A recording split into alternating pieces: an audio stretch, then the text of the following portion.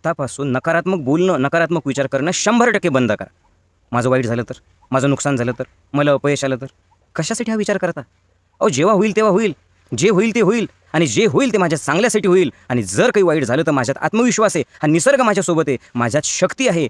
जे संकट येतील त्याला मी सामोरं जाईल. या आत्मविश्वासाने त्याला सकारात्मक कृतीची जोड देऊन तुमच्या जीवनाला भरभरून जगा. घाबरत घाबरत जगणं या क्षणापासून सोडून द्या. काही होत नाही. बघूयात, जे होईल ते होईल, जेव्हा होईल तेव्हा होईल, असं बोलत चेहऱ्यावरती सुंदर स्मितहास्य ठेवत जे सुंदर जीवन परमात्म्याने दिलंय त्याला सुंदर विचारांनी, सुंदर कृतीने अजून सुंदर बनवा.